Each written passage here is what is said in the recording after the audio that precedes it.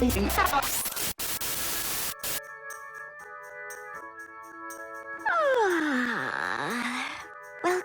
to my bedroom. Don't think that me letting you in here is an invitation for any funny stuff.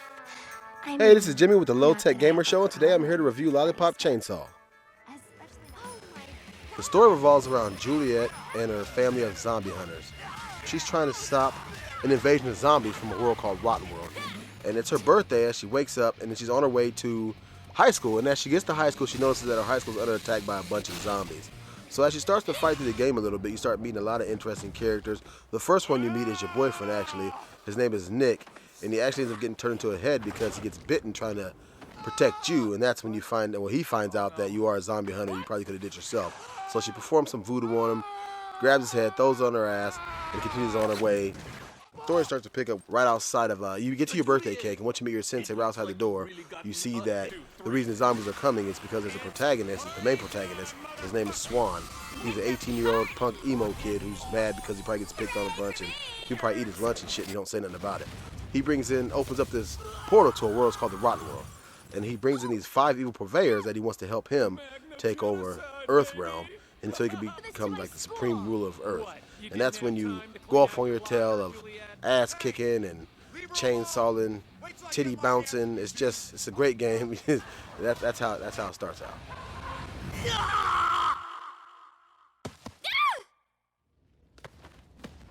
Sensei! The presentation I thought was very well done. I thought it had a unique flair to it. I liked some of the over-the-top dialogue, and the story was really, really good. It had a lot of great one-liners in it. I mean, one of my favorite sayings from the game was when the football player told her that he was going to fist her ass with his head. I mean, I thought that was hilarious. The presentation, I think it has a lot of heavy sexual undertones. I think they were going for shock value here, and I think they blurred the line. They did a very good job with making it sexual, but not too over the top, I would think. I think they could have did worse than what they did. A lot of people might be turned off by it. Some might be turned on, like myself. But I'm joking, you can't. As far as the voice work, I thought was especially well done. The characters that the voice went with the characters very well. I didn't think nothing was out of place.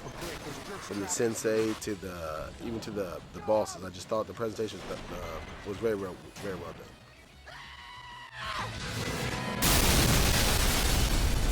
The graphics had a very unique look to them. They were more of a cel-shaded comic book look, which I thought was done very well. Lighting and shadows were done very, very well. The gameplay had a solid frame rate. I didn't experience too much slowdown, I don't think, any time during the game.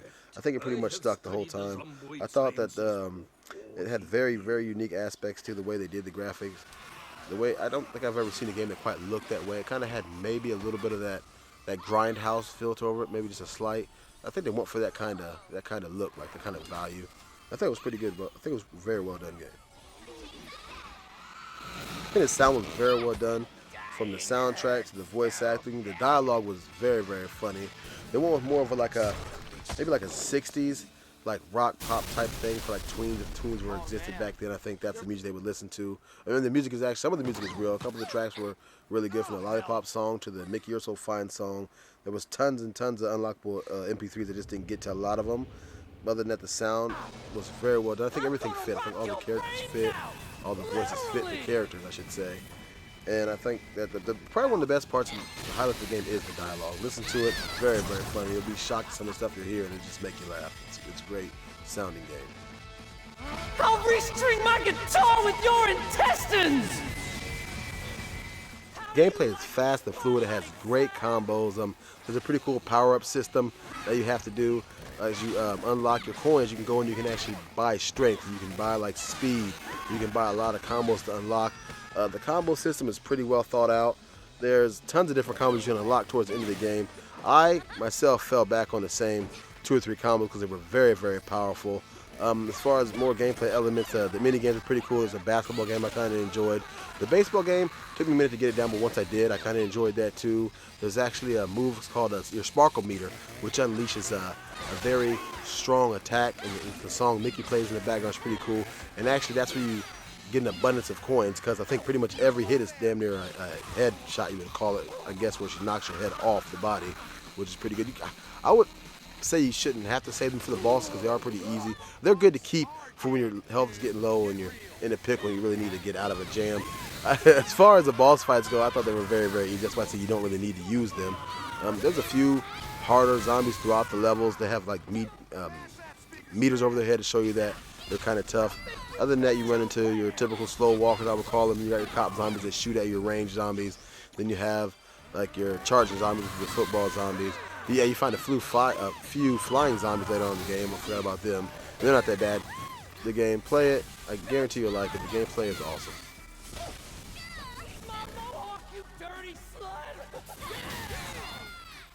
Overall, I give this game a silver award. I think for my pros, it'd have to go with the story. It's very funny, unique. The voice acting was fantastic. I love the combo system. Thought it was great. If you get any cons, I would say it's a little bit too short. I wish it was a little longer. And I wish it would have went a little bit more in depth with the leveling up. I know they didn't want to get too close to being an RPG, but I think they could have did a little bit more with the power-ups and stuff. Other than that, I thought the game was pretty good. As always, thanks for watching the Low Tech Gamer Show. I'd appreciate it if you subscribe up top. Leave me a comment down below. Let me know what you thought.